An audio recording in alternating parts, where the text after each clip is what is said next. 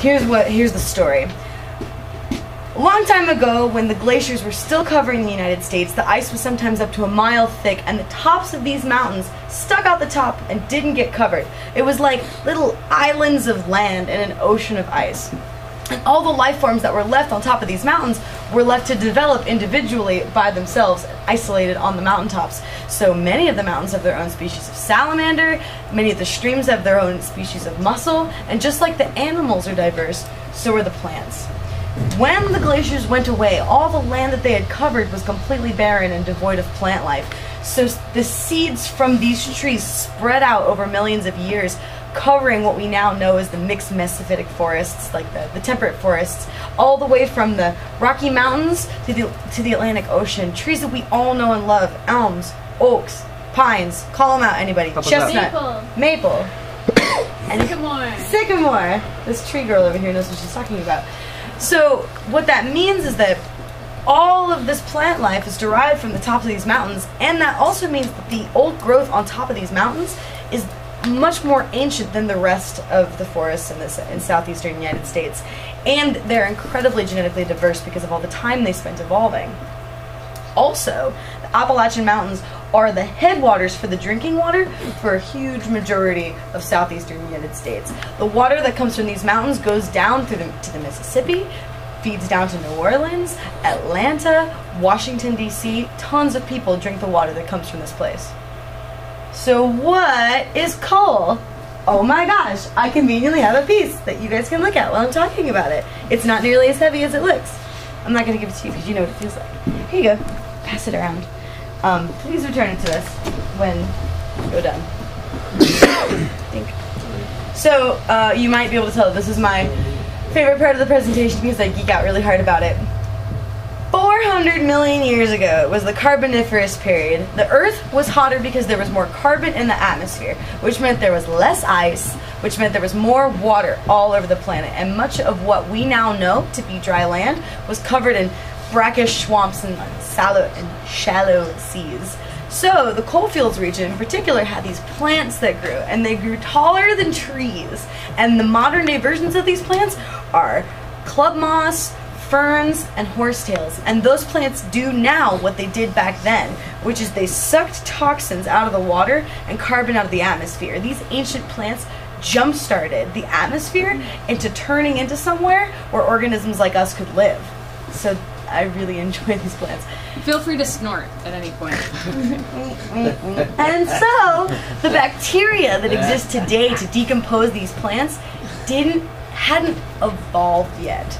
It wasn't real. So instead of decomposing, these plants just fell over and piled up on top of each other. Then over thousands of years, the silt in the oceans and the currents would change and deposit silt on top of the plants. And they'd grow again, and it would go plant silt, plant silt, plant silt, and it would super compress over millions of years to form, who's got the coal? To form wherever the coal went. To form that coal over there! That right there, you're holding millions of years of sunlight energy, super ancient plants compressed. And now, just like then, those cells that make up that coal do the same thing they used to do, which is they suck out toxins. That's why if you run water through coal, it comes out clean. So the Appalachian regions, the springs that bubble forth out of here, is some of the cleanest drinking water in the world. It's like the Earth's delicious Brita filter, right? So when it's in the ground, coal does all these amazing things, but when you take it out of the ground and you burn it and you break it and you mess about with it, it releases all of those toxins that it's been sucking up. And that is why coal is the dirtiest burning fossil fuel. Whew, that was a mouthful. So, mountaintop removal. This is our best picture to go with the metaphor of how we like to explain it to those who don't know. Imagine that this is your birthday cake, right? Here's the bedrock. These lines right here are the coal seams. And the bedrock is the cake, and the coal seams are the icing. And what the coal companies are doing is knocking off the cake and licking up the icing. Forgot to mention before I got to this slide, but they before they blow up the mountain, they clear cut all the trees and they push all the topsoil off.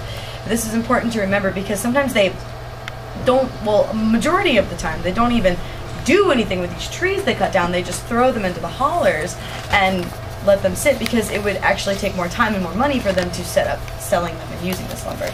And then they blow up the mountain. They use millions of pounds of explosives every day.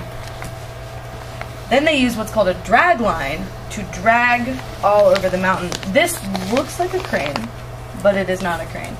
These, some of the largest ones can get up to 20 stories tall, and the buckets on the largest can hold up to 3 Greyhound buses. Then they use these giant drag lines and they scrape all the bedrock that they blew up and dump it into the valleys, into the hollers. For perspective, this is a road, this is a big road, and these little dots here are trees. So what once was, you know, up and down mountain ridges is now all one flat land. It's hard to look at, especially for me, it's hard to look at this and understand exactly what's going on here, but entire mountain ridges have been destroyed. 470 named mountains no longer exist. Many of these mountain top removal sites can be seen from space. This picture is the one that, at least for me personally, to share with you, this is when I first understood what was going on, because, you know, my brain just couldn't really process these pictures. They looked so alienating. It was like looking at the moon. I couldn't understand it. But this photo was taken from really high up. This is an aerial view photo, and the mountaintop removal site goes almost all the way to the horizon. We're talking miles. That's very big. We're talking about a problem, like an issue that's going to make you feel small. Like that's about as alienating and demobilizing as it gets. Looking at these pictures and being like, oh yeah, I'm going to stop that, right? You know?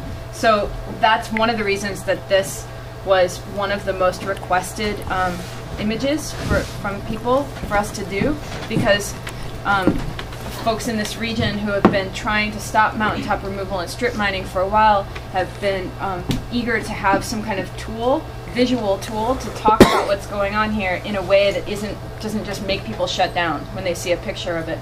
And so we have this trick to be able to talk about the big picture and then also show the human scale and the ecological scale all on the same page. And so that's why a lot of people requested it and are super excited to put this thing to work to talk about this issue as soon as it hatches. So in the middle of the poster, in the dead center, we show the drag line. And on a lot of our posters, we draw these big, I'm sure you can see all around the room, we draw these big, scary, like, monster machines. They look really like sort of demonic sometimes, but we actually felt that this machine was scary enough as is, and we just drew it exactly the way it was. And you can see it blowing up the side of the mountain where there's a graveyard and scraping up a mining community. And we do this firstly to show that I don't mention this often, but I wanted to say it, that there's been many instances in the regions that we're talking about of mining companies blowing up, and remember I told you they scrape the topsoil, of scraping up graveyards and scraping up people's like family graveyards and just dumping the caskets over the side of the mountain into the hollers. And this is just to illustrate with what little regard these companies have for the history and the people who live here. We also show a picture of erosion. Remember I told you the trees and the topsoil? Yeah, thank you, Cutie. Yeah, the trees and the topsoil are one of the first things to go before they even start blowing up the mountain. Those are the only things that keep rainwater from gushing into these valleys and creating flash floods. We also show this sort of generic pipe sending out like toxic water to illustrate the toxification of the water that's happening in Appalachia. I mean, the toxins that are being released from the coal are getting to a point where they're seeping into the aquifers and getting into people's drinking water. So we show black water coming from the tap. You can see, it's kind of hard to see, it's a little tadpole getting black water. The aquifers that are tainted are also affecting the plants that are growing. So this gardener's harvest is all blighted, and she's got a scar from her gallbladder removal surgery because there have been the incidence of gallbladder and kidney issues has skyrocketed in these areas. And then we move on to the sludge dam. Can you put the sludge dam here? There we go. So what coal companies are required to do by the Clean Air Act is to clean the coal of the dirtiest parts of it, the most toxic parts of it, so that there's less sulfur that gets burned, so there's less acid rain in the air. But what do they do to clean it? Well, they just literally wash it. with water. With water and cleaning chemicals, and then the toxic water that's left over of all the stuff they cleaned off of the coal is just put in a dam. These dams are earthen dams. They're made out of the mountains they just blew up, and they're some of the largest earthen dams in the world. And the trees and the topsoil that I told you about is all sitting at the bottom of this, and they're decomposing and they're moving about, which doesn't necessarily establish them safe to the dams.